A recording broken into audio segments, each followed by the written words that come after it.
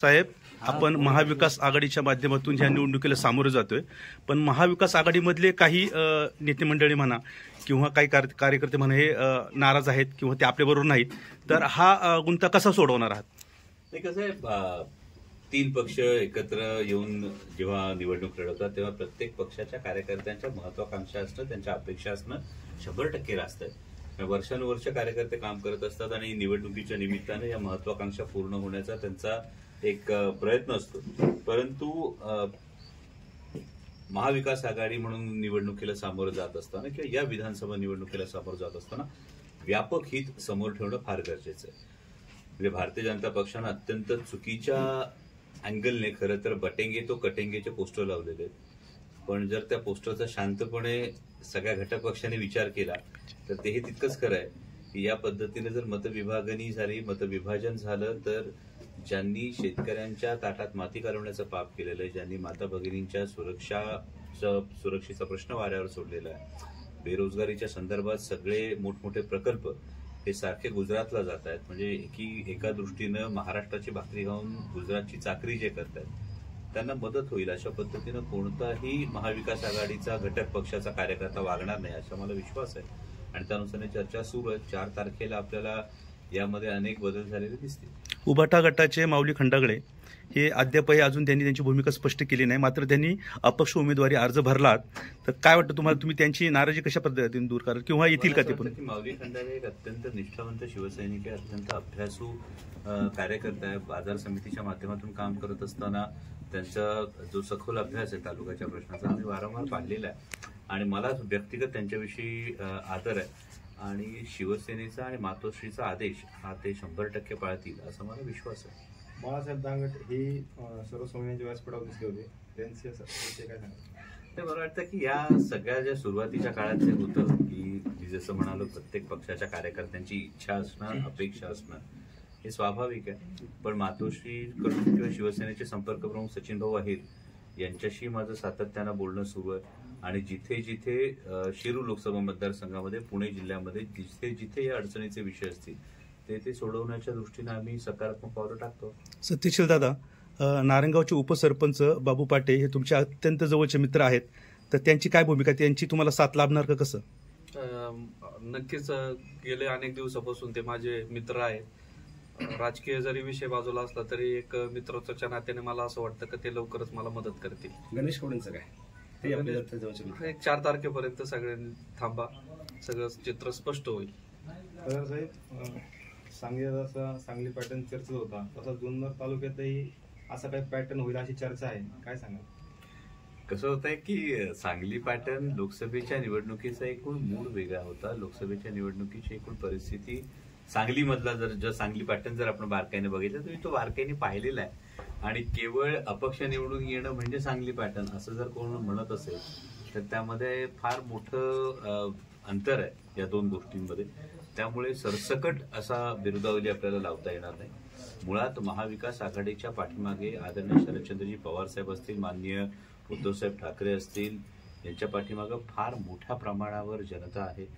सर्वसामान्य शेतकरी असेल, सर्वसामान्य तरुण असेल, हा प्रत्येक जण हा महाविकास आघाडीच्या पाठीमागे उभा आहे. त्यामुळे मला असं वाटत नाही की या पद्धतीचा कुठला पॅटर्न केवळ जुन्नर तालुक्यातच नाही तर अनेक ठिकाणी जरी दावा केला जात असला तरी हा पॅटर्न वर्क होत नाही. कारण हा पॅटर्नचा जे दावा करत असतील त्यांनी जर डेटा बारकाईने बघितला तर त्यांना सुद्धा याची कल्पना आलेली असते. गेले 2 दिवस झाले निवडणूक निर्णय प्रक्रियेमध्ये तुम्ही म्हणजे तुमचा मोठा वाटा आहे किंवा कुणाला तिकीट द्यायचं त्याच्यामध्ये सुद्धा तुम्ही निर्णय प्रक्रियेत आहात.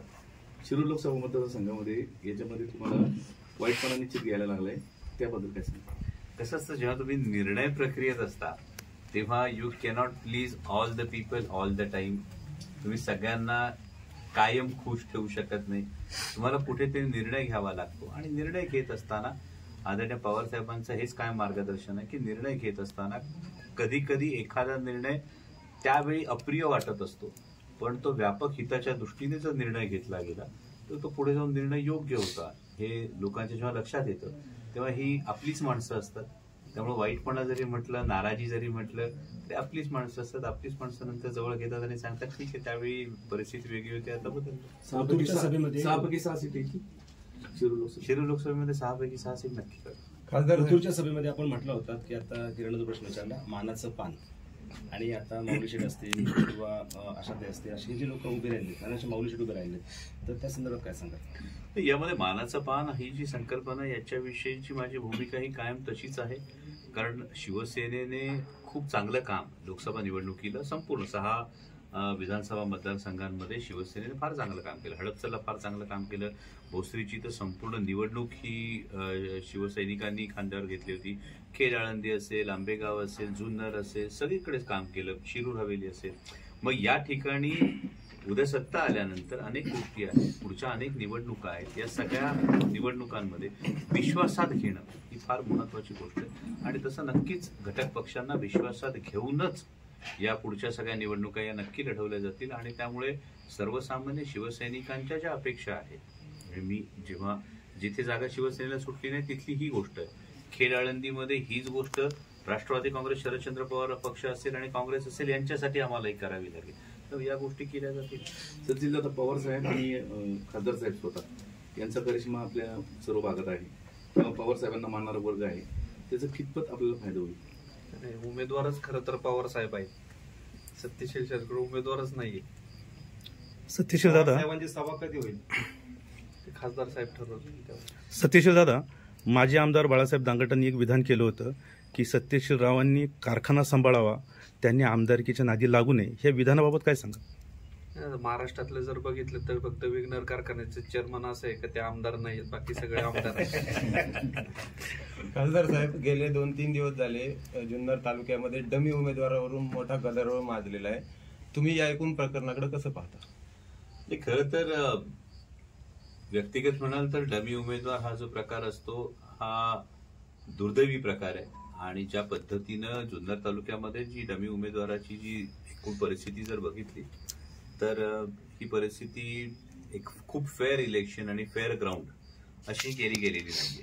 त्यामुळे ज्यांनी फेअर इलेक्शनचं ग्राउंड कमी केलं त्यांच्याविषयी एक नाराजी, त्यांच्याविषयीचा एक रोष. कारण आपल्याकडे एक खूप साधी सरळ संस्कृती आहे की सरळ सरळ ललकारां समोरासमोर लढा ना.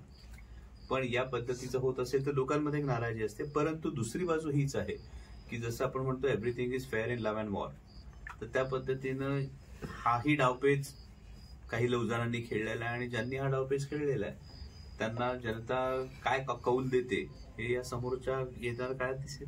खासदार साहेब, आदिवासी नेते देवराम लांडे हे आपल्या संपर्कात होते. शरद पवार साहेबांना ते भेटून गेलेत. आता त्यांनी उमेदवारी अर्ज भरलाय. काय वाटतं तुम्हाला, ते माघार घेतील किंवा तुम्हाला सपोर्ट करतील असं वाटतं?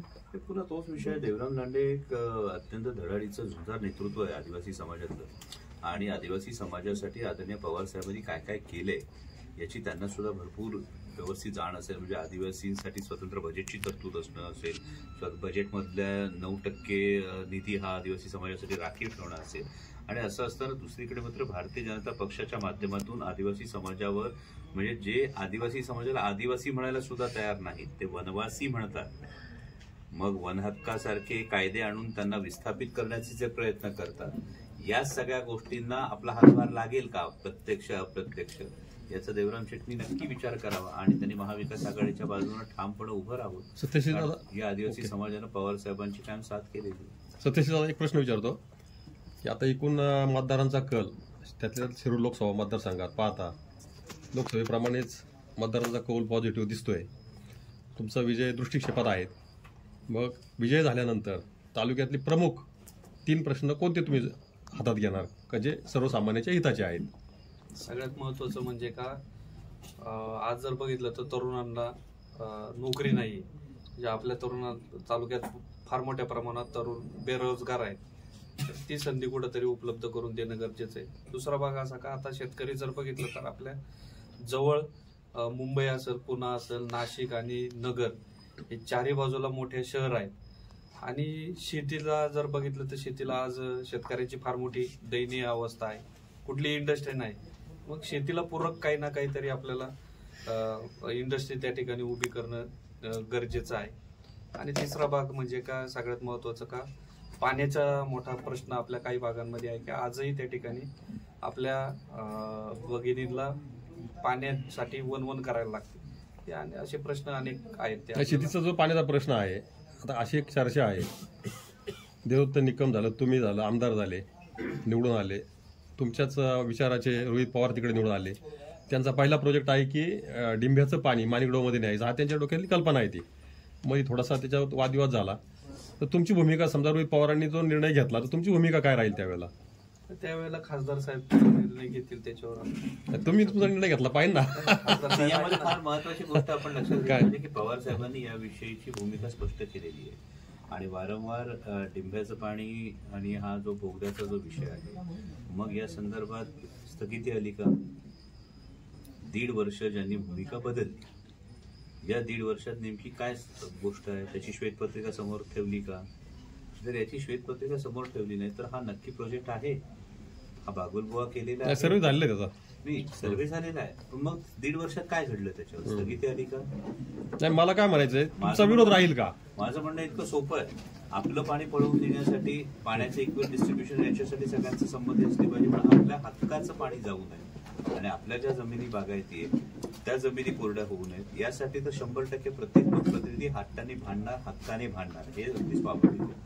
माझा प्रश्न तुमच्या प्रश्नाला धरून उलटा असा आहे की 1.5 वर्षापूर्वी या प्रोजेक्टसाठी ज्यांनी भूमिका बदलल्या त्यांची नेमकी अचिव्हमेंट काही त्यांनी आधी लोकांसमोर ठेवली पाहिजे. कारण आंबेगाव असेल, जुन्नर असेल, 2019 साली आदरणीय पवार साहेबांच्या नावावर, आदरणीय पवार साहेबांच्या पक्षाच्या नावावर लोकांनी मतं दिली. हे एवढं मोठं स्थित्यंतर करत असताना काही कारणाची देण्यात आली, तर त्याची नेमकी परिस्थिती काही सुद्धा त्यांनी लोकांसमोर सांगून मग सामोरं जावं निवडणुकीला, इतकी साधी अपेक्षा आहे. तरी पण तुम्ही जो विषय आहे ना आता कालव्याचा, समजा तुमचा विरोध राहील का? हा विषय विरोध राहील किंवा न राहील असं? आपलं पाणी आपलं हक्काचं पाणी राहिलं पाहिजे एवढीच आमची भूमिका. नाही, तो जर कालवा झाला ना, हा जो भाग आहे बेल्ट गुंजावाडीपर्यंत म्हणजे 55 किलोमीटर, आता पाण्याचं पर्क्युलेशन पूर्वीची परिस्थिती काय आहे तुम्हाला माहिती, तुम्ही इथले जात, तो जर बंद झाला किंवा त्याचं पाणी कमी सुटलं आवर्तना पुरतं तर संपूर्ण विहिरी कोरड्या पडणार आहेत. ही समस्या मोठी आहे. तर त्या संदर्भात हा कालवा चालू राहणं महत्वाचं आहे. तो होणं किंवा न होणं हा पुढचा विषय. तो 100% आपलं त्यासाठी ती भूमिका शेतकऱ्यांच्या हिताची राहील. येस, सत्यशील दादा, बिबट्याचा प्रश्न तालुक्यात खूप मोठ्या प्रमाणावर या ठिकाणी उपस्थित होत आहे. काही जणांना बिबट सफारी करायची आहे, काही जणांना बिबटची हद्दपारी करायची आहे. आपली नेमकी भूमिका काय आहे? तो त्याच्यामध्ये फार खूप मोठमोठे विषय, वेगळे विषय आहेत. ते सगळे वेगळे विषय एकत्रित करून त्याच्यातून आपल्याला मार्ग काढावा लागेल.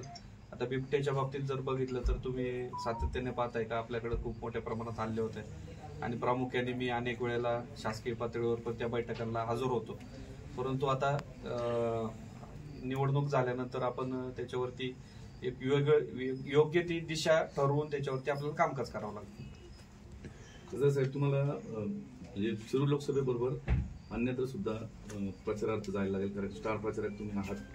मग नेमकं हे सगळी सांगड कशी करणार, कारण एकाच तारखेला सगळ्या निवडणूक आहेत. मी आता आधीच्या एका प्रश्नाकडे येऊन जातो बिबट्याच्या संदर्भामध्ये, की बिबट्याच्या संदर्भामध्ये लॉंग टर्म, मिड टर्म आणि शॉर्ट टर्म अशा तिन्ही गोष्टी आपल्याला कराव्या लागतील. बिबट सफारी करून बिबट्याचा प्रश्न सुटणार नाही हे आपल्या सगळ्यांना ठाऊक आहे. लॉंग टर्मसाठी बिबट प्रजनन नियंत्रणाचा आपण सातत्यानं प्रस्ताव करतो. दुर्दैवानं मागच्या काळामध्ये आपण एक जी सातत्यानं मागणी केली होती, राज्य आपत्ती घोषित करणं, म्हणजे विद्यमान आमदारांनी सुद्धा यामध्ये जिल्हा आपत्ती फक्त घोषित करण्यात त्यांना यश मिळालं. स्वतः माननीय उपमुख्यमंत्री अजितदादा पवार यांनी अत्यंत थट्टेच्या सुरात बिबट्याच्या संदर्भामध्ये भाष्य केलं होतं. मी आपल्या सगळ्यांना आठवण करून देऊ इच्छितो. माननीय आमदार महोदयांकडून ही अपेक्षा होती की त्यावेळी त्यांनी अजितदादांना त्या बिबट्याच्या प्रश्नाच्या संदर्भातलं गांभीर्य हे खरं तर सांगायला हवं होतं. वारंवार जे बळी जातात असं असताना आदरणीय दादांनी अत्यंत दिल्लीच्या स्वरूपात हा विषय मांडला होता. याला आपण सगळेजण नक्कीच साक्षीदार आहात. आणि यामध्ये जिल्हा आपत्ती घोषित केल्यानंतर जो निधी येणं अपेक्षित होतं यातला किती निधी आला, किती निधी वन खात्यापर्यंत पोहोचला आणि जिल्हा आपत्ती घोषित करून यातून निष्पत्ती काही नव्हती. यातून खरं तर राज्य आपत्ती घोषित होणं गरजेचं होतं. केरळसारखं छोटंसं राज्य जर हत्तीच्या संदर्भात राज्य आपत्ती घोषित करू शकतं तर महाराष्ट्र बिबट्याच्या संदर्भात जुन्नर वन विभागामध्ये राज्य आपत्ती का घोषित करत नाही, हा एक फार महत्वाचा प्रश्न. हा मिड टर्मचा विषय आहे. आणि शॉर्ट टर्मचा जो विषय आहे तो म्हणजे आता जे काही वन विभागाचे प्रयत्न सुरू आहेत त्यामध्ये रेस्क्यूची संख्या वाढवणं किंवा इतर जे अनायडर वगैरे सारखे ज्या गोष्टी आहेत याचा जास्तीत जास्त वापर करणं हे महत्वाचं. आणि हे होत असताना बिबट सफारीसारखं जे गाजर आहे की ज्यामध्ये किती नेमक्या बिबट्यांचा अधिवास असणार आहे? 16 बिबट्या बिबट सफारी. म्हणजे आपण जनतेची लोकप्रतिनिधी म्हणून ही फसवणूक करतो आहोत का? ही 16 बिबट्यांचा प्रश्न बिबट सफारीमध्ये सुटणार असेल आणि वन विभागाच्या क्षेत्रामध्ये 700 बिबटे असतील, तर मग या पद्धतीचं वेगळं काहीतरी डायव्हर्जन हे करण्यापेक्षा त्या प्रश्नाला मुळात हात घालणं गरजेचं आहे. आणि तुझा दुसरा जो प्रश्न आहे की हो नक्कीच राज्यभर फिरायचे, एकूण 87 जागा राष्ट्रवादी काँग्रेस शरदचंद्र पवार पक्ष लढतो आणि हा एवढ्या 87 जागा लढत असताना दिवसाला अनेक सभा कराव्या लागतील. त्यातून जास्तीत जास्त वेळ हा शिरूर लोकसभा मतदारसंघाला देण्याचा माझा प्रयत्न असेल. पण माझा शिरूर लोकसभा मतदारसंघातल्या मायबाप जनतेवर विश्वास आहे. कारण जेव्हा बाहेर फिरतो तेव्हा अभिमानानं शिरूर लोकसभा मतदारसंघाचे मायबाप मतदार सांगतात की आम्हाला अभिमान वाटतोय, आमचे खासदार राज्यभर प्रचारासाठी फिरतात, पक्षाच्या कामासाठी फिरतात. त्या पद्धतीनं शिरूर लोकसभा मतदारसंघातील मायबाप जनता नक्कीच ही बाजू सांभाळून घेईल आणि बालेकिल्ला ते मजबूत ठेवतील अशी अपेक्षा आहे. सत्यशील दादा, आता निवडणुकीच्या माध्यमातून आम्ही जनमानसातूनच्या प्रतिक्रिया घेतोय. त्याच्यामध्ये काही लोक म्हणतात की दादांनी थोडासा अदुगर प्रवेश करायला पाहिजे होता शरद पवार गटामध्ये, याकडे कसं पाहता? सगळ्यात महत्वाचं का प्रवेश अगोदर करायला पाहिजे होता की नंतर करायला पाहिजे होता, यापेक्षा सगळ्यांना बरोबर घेऊन पक्षात बरोबर जाणं आणि त्यांचा आदेश पाळणं हे महत्वाचं होतं. खासदार साहेब, एक प्रश्न आहे. दुर्गम भागातलं कोपरे मांडवे हे गाव आपण दत्तक घेतलेले, पण त्या ठिकाणचा पाण्याचा प्रश्न आधीच सुटलेला नाही. तर लोकांचं म्हणणं असं आहे का खासदार झाल्यावर सारी एकदा सुद्धा एक दौऱ्यावर आलेले नाही, हा प्रश्न कधी सुटणार पाणी? याच्यामध्ये आमचे 2-3 दौरे झालेले आहेत. यामध्ये आपण जर फाईल बघितली असेल पाण्याची, या संदर्भातल्या 3 बैठका या जयंत पाटील साहेब जलसंपदा मंत्री असताना झालेल्या आहेत.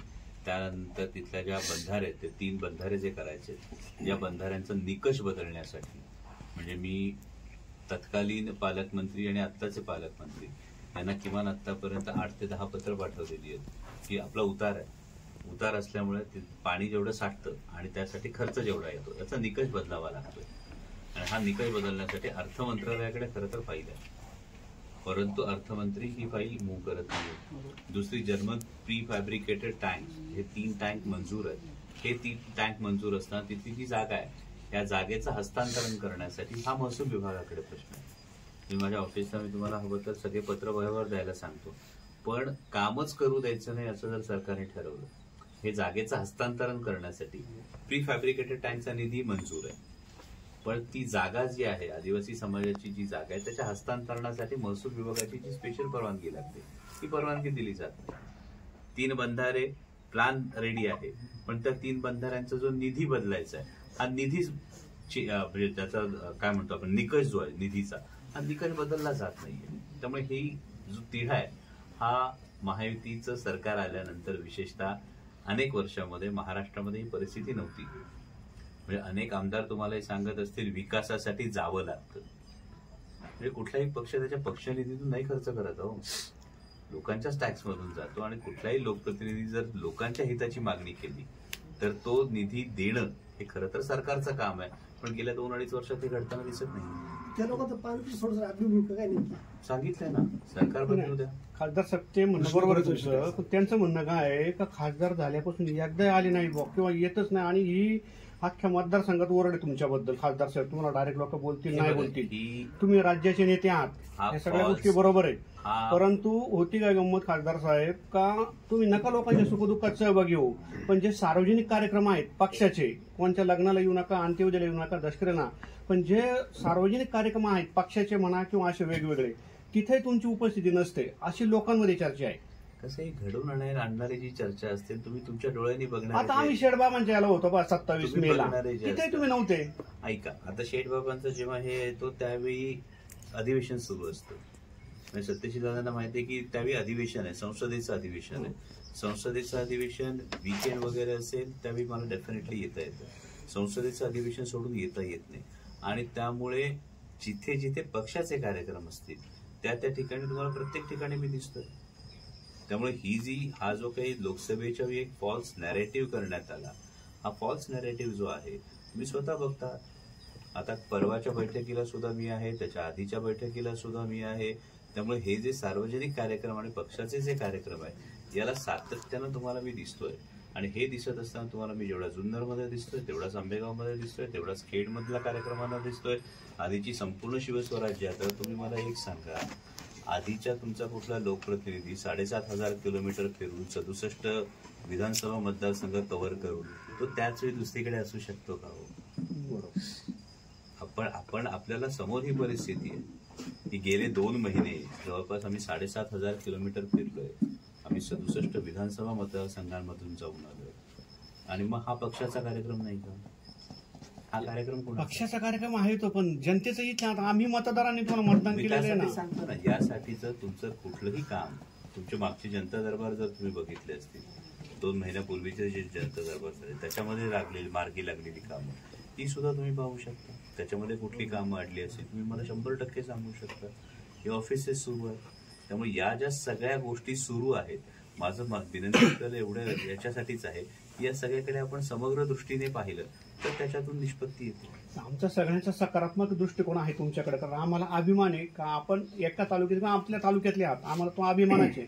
पण ही एक लोकांमध्ये असणारी चर्चा आहे, आणि हे तेच म्हणतो ना, ही लोकांमध्ये असलेली चर्चा जी आहे, जी गेल्या वेळची जो एक फॉल्स नॅरेटिव्ह तयार करण्याचा प्रयत्न करण्यात आला होता विरोधकांकडून हा फॉल्स नॅरेटिव्ह केला होता की नाही लोकसभेला, मग हा फॉल्स नॅरेटिव्ह एका रात्रीत गायब होईल असं मी कसं म्हणू? विरोधकांना टीका करण्यासाठी काही साधन लोकांना टीका करण्यासाठी काहीतरी लागणार आहे ना या गोष्टी. आता मागे मला सांगा, मागे आंबेगावातून एक विधान आलं, ते विधान आल्यानंतर त्यांना उलटा प्रश्न असा विचारण्यात आला की ठीक आहे की आपण किती मतदारसंघांमध्ये साहेबांसाठी प्रचाराला गेला होता? त्यानंतर 2 दिवसांनी माफीनामा आला. मी त्याच्यात कुठेही नव्हतो. बरं, हा प्रश्न विचारणारे सर्वसामान्य जनताच होती. साहेब, एक शेवटचा प्रश्न. राष्ट्रवादी काँग्रेस पक्षामध्ये विभाजन झाल्यानंतर अनेक घडामोडी झाल्या, आता निवडणूक होणार आहे. काय वाटतं तुम्हाला, निवडणुकीनंतर अजित पवार आणि शरद पवार एकत्र येऊ शकतात असं वाटतं तुम्हाला? लोकसभेनंतर तुम्हाला निकाल मिळाला की राष्ट्रवादी कोणाची? लोकसभेनंतर एकीकडे 80% रिझल्ट हा आदरणीय पवार साहेबांसाठी आहे, आणि जेमतेम मला वाटतं 5 पैकी एकच जागा, 5 मधली एक जागा सोडावी लागली होती त्यांना. त्यातली जेमतेम एक जागा, म्हणजे जेमतेम 20% किंवा फार तर तुम्ही 4 मध्ये एक म्हणला तर 25%, हा स्ट्राईक रेट अजितदादांच्या पक्षाचा. त्यामुळे सर्वसामान्य महाराष्ट्रानं हा कौल दिलेला आहे की राष्ट्रवादी कोणाची. आणि त्यानंतर मला वाटतं की पुन्हा मग वेगळ्या गोष्टी, मग जर हे करायचं असेल तर कशासाठी हा एवढा ताण आहे? म्हणजे मी जुन्नरच्याही विद्यमान लोकप्रतिनिधींना जे आवाहन केलं की जर राष्ट्रवादी एकसंध होती तर 84 वर्षाचा योद्धा उन्हाची पर्वा न करता, प्रकृतीची पर्वा न करता लोकसभा निवडणुकीला जेव्हा जंग पछाडत होता, जेव्हा आदरणीय पवारसाहेब या सगळ्या गोष्टी रणधुमाळीमध्ये स्वतःला झोपून देत होते, त्यावेळी का सावली धरायला तुम्हाला यावंसं वाटलं नाही? का असं वाटलं नाही की 2 पावलं आम्ही चालतो? अनेक जण आशा एकत्र येतील म्हणून, आणि विद्यमान आमदार स्वतः तेच सांगतात का दोन्ही राष्ट्रवादी वेगळ्या नाही, त्या दोन्ही एकत्र येतील. कसं आहे, लोकसभेला सर्वसामान्य जनतेने पूर्णपणे नाकारल्यानंतर एक नॅरेटिव्ह देण्याचा हा प्रयत्न त्यांच्या सल्लागार कंपनीकडून होण्याचा आपल्याला सगळ्यांना दिसतो. त्यामुळे त्या सल्लागार कंपनीने कदाचित हे सांगितलेलं आहे की सर्वसामान्य जनतेनं तुम्हाला पूर्णपणे नाकारायचं ठरवलंय, कारण तुम्ही कोणत्या गोष्टीसाठी गेलात त्याचं कारण तर सांगा. तुम्ही 1.5 वर्षांपूर्वी जी भूमिका बदलली, ही भूमिका का बदलली? ही भूमिका बदलत असताना लोकसभेमध्ये पवारसाहेबांनी संपूर्णपणे पवारसाहेबांना लोकांनी मत द्यायचं ठरवलेलं आहे, आणि तेव्हा हा एक नॅरेटिव्ह तयार करण्याचा प्रयत्न आहे.